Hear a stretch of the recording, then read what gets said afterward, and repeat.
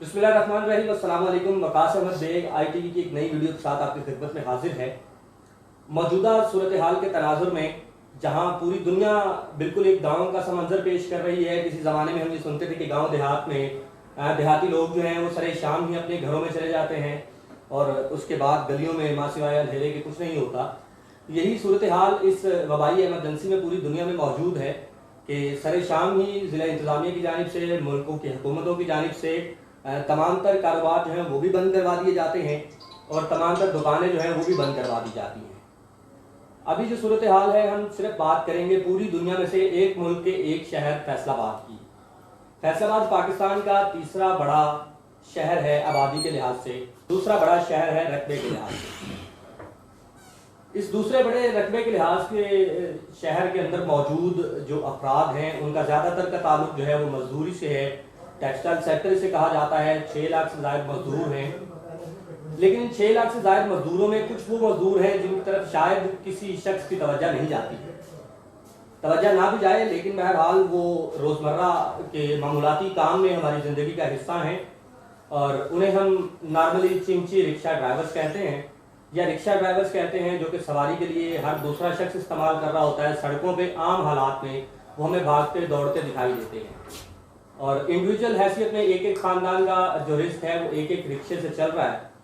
अभी कोरोना के दिनों में सड़कें चूँकि सुनसान हैं और गाड़ियों को बंद कर दिया गया है, तो रिक्शा यूनियन के सदर पंजाब के मियाँ इजाज़ साहब हमारे साथ मौजूद हैं। मियाँ साहब, बहुत शुक्रिया आपका टाइम देने का। मियाँ साहब, ये बताइएगा कि कोरोना एमरजेंसी के हालात हैं, दुनिया सारी शट डाउन हो चुकी है, हर फर्द अपने घर में अपने आने वाले वक्त के राशन के लिए सोचता हुआ मजबूर दिखाई देता है। क्या समझते हैं, कितने रिक्शे हैं फैसलाबाद में, कितने ख़ानदानों का रोज़गार वाबस्ता है इनसे और आजकल उनका ज़रिया माश क्या है? शुक्रिया जी। पाकिस्तान के अंदर जो हम देख रहे हैं कि ये वबाई अमराज है, पूरी दुनिया के अंदर इससे लोग लड़ रहे हैं।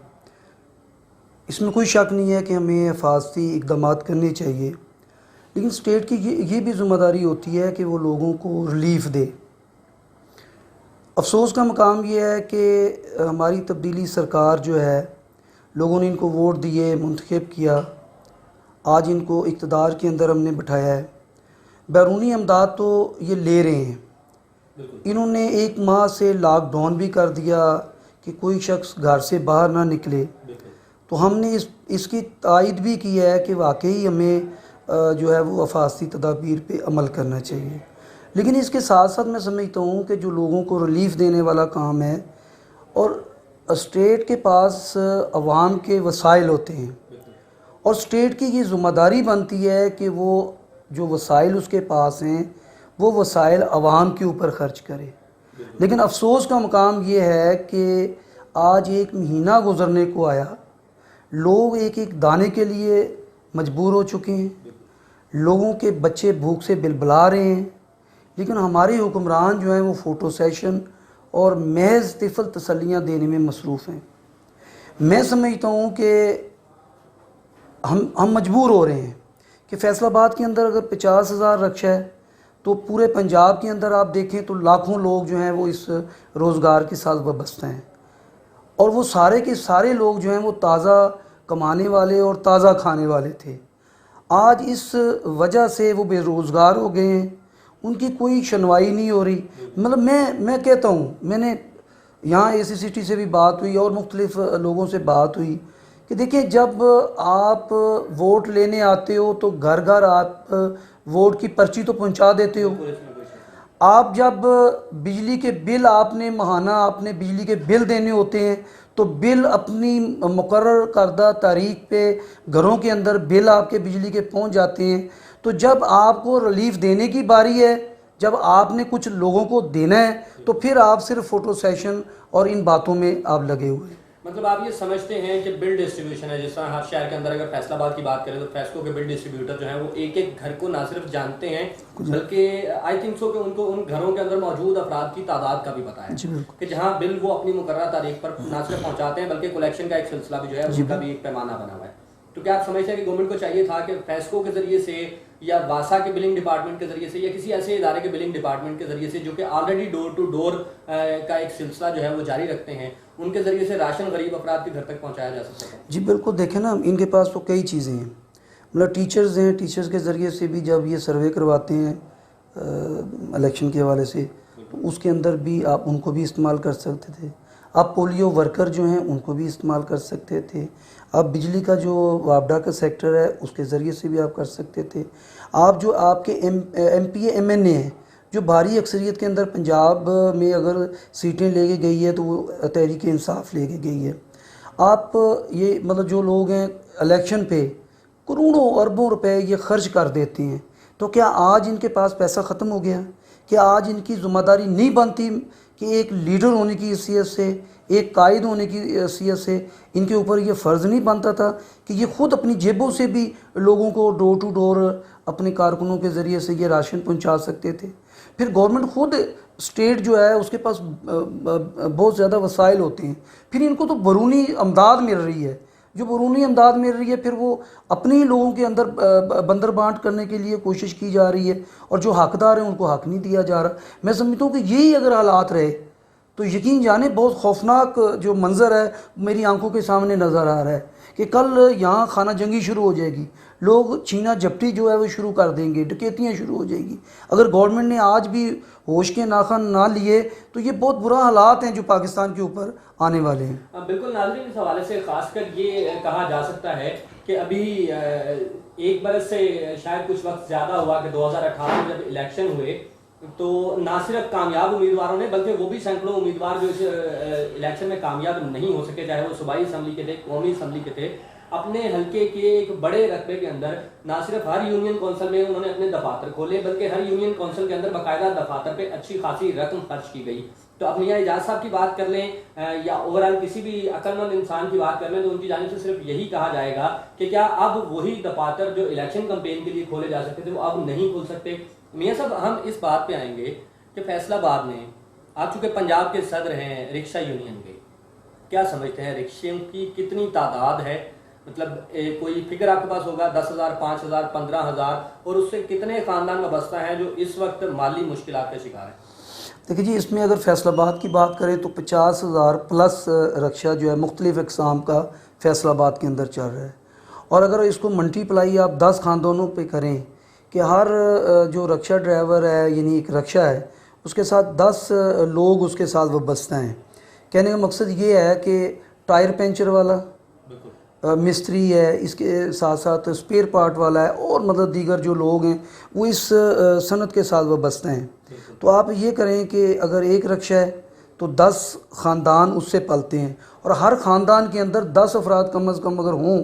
تو آپ اندازہ لگا سکتے ہیں کہ 50,000 کو آپ ذرا ضرب لگائیں تو یہ لاکھوں افراد یہاں فیصل آباد کے اندر بنتے ہیں. اور اگر آپ مجموعی طور پہ پورے پنجاب کی آپ بات کریں تو یہ کروڑوں کے اندر اس کا فگر بنتا ہے. اور وہ کروڑوں لوگ جو ہیں وہ صرف اب کیا کریں کہ وہ تبدیلی سرکار کو مطلب کیا کریں تبدیلی سرکار کا کہ مطلب وہ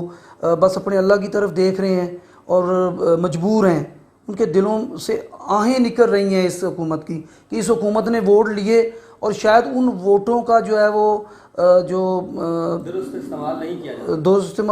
نہیں کیا جا رہا، اور ان ووٹوں کا صلہ ہمیں عوام کو دے رہے ہیں یہ کہ جی ہم نے ان کو ووٹ دے کے اقتدار کے اندر پہنچایا ہے، اور یہ اس کا صلہ ہمیں اس طرح سے دے رہے ہیں کہ انہوں نے مطلب جو ہے نا پاکستان کو، اسلامی جمہوریہ پاکستان کو انہوں نے جموں کشمیر بنا دیا ہے. اچھا، میں یہ دیکھتا ہوں کہ رکشہ جو لوگ چلاتے ہیں، جو رکشہ ڈرائیورز ہیں، جو لوگ رکشہ ڈرائیور ہیں ان میں سے اگر اکثر کی بات کی جائے تو خود اس رکشے کے مالک بھی نہیں ہوتے. جی بالکل. رکشہ جو ہے وہ کسی دوسرے فرد کا ہے جو کہ دیہڑی دار ایک ڈرائیور جو ہے اس کو چلاتا ہے، کچھ اپنی کمائی کرتا ہے اور اپنی کمائی سے کچھ حصہ جو ہے وہ اس کو دیتا ہے. اور پھر اس میں سونے پہ سہاگا تب ہوتا ہے جب کوئی ٹریفک وارڈن اس کو پکڑتا ہے اور سارے دن کی 700 کی کمائی ہونے کے باوجود 1,000 کا چالان اس کے ہاتھ میں پکڑاتا ہے. یہ تو نارمل روٹین کی باتیں ہیں. ہم نے رکشے والوں کو احتجاج کرتے دیکھا، بجلی کے پولز پہ چڑھ کے رکشے والوں کو خودکشی کی کوشش کرتے دیکھا اسی شہر کے اندر. اب 50,000 وہ افراد جو رکشہ چلا رہے ہیں، ٹھیک ہے، ان افراد کو آپ کیا سمجھتے ہیں کہ آپ بطور صدر ان کے لیے ابھی تک کیا کچھ کر پائے ہیں, کچھ کرنا چاہتے ہیں, حکومتی امداد کا انتظار کر رہے ہیں, یا اپنی مدد آپ کے تحت کچھ جو ہے وہ شروع کر چکے ہیں؟ دیکھیں جی, اس میں ہم نے میڈیا کے ذریعے سے, میڈیا کے ہم بہت شکر گزار ہیں کہ میڈیا نے ہمیشہ ہم غریبوں کی آواز جو ہے وہ بلند کی ہے. میڈیا کے شکر گزار ہیں. دوسرے نمبر پہ ہم نے لیٹر بھی لکھے ہیں ارباب اختیار کو کہ جی بڑا اہم معاملہ ہے, اس کے اوپر آپ جو ہے وہ توجہ دیں اور ہمارے لوگوں کو راشن پہنچائیں. سیکنڈ یہ ہے کہ جیسے آپ نے کہا ہزار والے چلان کی بات آپ نے کی ہے, میں نے یہاں سی ٹی او صاحب سے بات کی, انہوں نے کہا جی ٹرانسپورٹ پالیسی ہے, ہم کیا کریں. اب بندہ ایک گھر کے اندر جس کے بچے بھوک سے بلک رہے ہوں, بل بلا رہے ہوں, اب وہ باپ مجبور باپ کیا کرے گا. وہ مجبور باپ نہ تو اس کو کرونا وائرس سے ڈر لگتا ہے, وہ تو اپنے بچوں کے لیے روزگار کی تلاش کے اندر باہر نکلتا ہے. جب وہ باہر نکلتا ہے تو ہمارے وارڈن پولیس والے وہاں کھڑے ہوتے ہیں, اس کے اوپر بھی مطلب ایف آئی آر درج کرتے ہیں, اس کا رکشہ بند کرتے ہیں اور مطلب اس کو جرمانہ بھی کرتے ہیں. میں نے ان کو کہا کہ میں کہ یار یہ خدا کا خوف کریں کہ اگر کوئی بندہ, گورنمنٹ خود ریلیف دینے کے لیے تیار نہیں ہے, اگر وہ بندہ مجبوراً باہر نکلتا ہے تو آپ اس کو مطلب جناب فوری جھپٹتے ہیں اور اس کو تھانے کے اندر بند کر دیتے ہیں. تو یہ کہاں کا انصاف ہے. یہ پاکستان ہمارا ہے, پاکستان کے بسنے والے ہم لوگ ہیں, ہماری قربانیاں اس ملک کے اندر, اور قربانیوں کا صلہ یہ مل رہا ہے کہ ہمیں جناب آپ جیسے مطلب ہندو بھارت جو ہے وہ کشمیر کے اندر کر رہا ہے, اس طرح پاکستان کی حکومت جو ہے وہ ہمارے ساتھ رویہ اپنائے ہوئے. اچھا, کیا سمجھتے ہیں کہ آپ ابھی تک اپنے جو ورکر مزدور ہیں, آپ چونکہ آئی تھنک سو کہ 1 بائی 1 سب کو جانتے ہیں جتنے فیصل آباد کے اندر رکشہ ڈرائیورس موجود ہیں, تو کیا ان کے راشن کا کوئی اہتمام کر رہے ہیں, ان سے کچھ ملاقات ہو رہی ہے آپ کی؟ دیکھیں جی, میں مشکور ہوں انجینئر عظیم رنداوا صاحب, امیر جماعت اسلامی ضلع فیصل آباد کا, کہ ہم نے ان کو ریکویسٹ کی کہ جی آپ کچھ نہ کچھ آپ ریلیف کا کام کر رہے ہیں, لوگوں کو راشن دے رہے ہیں, تو ہماری کمیونٹی وہ بھی مطلب پاکستان کے اندر رہتی ہے, آپ کے شہر کے اندر رہتی ہے, تو آپ کی مہربانی کہ کچھ نہ کچھ آپ ہمیں بھی سپورٹ کریں. تو میں جماعت اسلامی کا شکر گزار ہوں کہ انہوں نے کافی حد تک ہمیں سپورٹ کیا ہے. لیکن ظاہر ہے کہ جماعت اسلامی کے پاس بھی محدود وسائل ہیں, تو انہوں نے اپنے وسائل کے اندر رہتے ہوئے ہماری ہیلپ کی ہے, لیکن ہمیں تو مطلب یہاں پہ مطلب جو ہے وہ اربوں روپے چاہیے, کروڑوں چاہیے. اچھا, کیا سمجھتے ہیں اب اگر موجودہ حالات یا حالات اس سے زیادہ خطرناک سچویشن کی طرف جاتے ہیں, جس طرح کہ کرونا وائرس کے پیشنٹ جو ہیں, جو مریض ہیں, وہ پنجاب میں, سندھ میں, کے پی کے میں, تمام دنیا کی طرح جو ہیں یہاں پہ بھی مسلسل تیزی سے بڑھ رہے ہیں, تو کیا سمجھتے ہیں احتیاطی تدابیر کرنے کے لیے گھروں پہ موجود رہنا یہ تو اپنی زندگی کو بچانے کے لیے بہت ضروری ہے, لیکن احتیاطی تدابیر سے زیادہ زندگی کو بچانے کے لیے سانسوں کا جسم سے رشتہ جو ہے وہ چلتا رہنا چاہیے, تو اس کے لیے راشن بڑا ضروری ہے, آکسیجن پہ صرف گزارا نہیں کیا جا سکتا. تو اب جو لوگ کچھ آپ سے رابطہ کر پا رہے ہیں ابھی تک, کچھ رکشہ ڈرائیورز جو ان کو ضرورت ہو, اور ان کے لیے آپ دیکھنے والوں کو کیا پیغام دینا چاہیں گے؟ دیکھیں جی, ہمارے لوگوں کے اندر بہت اشتعال ہے, جن کے بچے بھوک سے مر رہے ہیں, بلک رہے ہیں, تو ظاہری بات ہے کہ ان کے اندر اشتعال ہوگا جب گورنمنٹ بھی کچھ سننے کے لیے تیار نہیں ہے. تو ہم نے اپنے پورے پنجاب کے جو صدور ہیں ان سے رابطہ کیا ہے, ہماری جو باڈی ہے پورے ضلع کی, ہم نے یہ فیصلہ کیا ہے کہ اگر حکومت ہمیں کوئی ریلیف نہیں دیتی تو پھر ہم مجبور ہوں گے کہ بھوک سے مرنے کی بجائے ہم کرونا وائرس سے لڑتے ہوئے جو ہے وہ مرنے کو ترجیح دیں گے, ہم روڈوں کے اوپر آئیں گے, حکومت ہمیں گرفتار کرے, ہمیں یہ ساری چیزیں قبول ہے, لیکن یہ قبول نہیں ہے کہ ہمارے بچے جو ہیں وہ گھروں کے اندر جو ہے وہ قید تنہائی کے اندر بیٹھ کے وہ جو ہے وہ بھوک سے مریں. ہم باہر نکلیں گے انشاءاللہ پورے پنجاب کے اندر. بہت شکریہ میاں صاحب, آپ نے ہمیں وقت دیا اور بہت سی چیزیں ایسی بتائیں کہ جن کے بارے میں شاید چونکہ حکومت اس وقت کرونا سے نمٹنے کے لیے اپنی سی تمام کوششیں کر رہی ہے, اور تمام ریلیف دینے والی جماعتیں, چاہے وہ مذہبی جماعتیں ہوں, سیاسی جماعتیں ہوں, یا کچھ NGOs ہوں, وہ بھی کچھ نہ کچھ راشن کا انتظام جو ہے وہ ضرور کر رہی ہیں. ہم دعا گو ہیں کہ سبھی اس وبائی مرض سے بچے رہیں.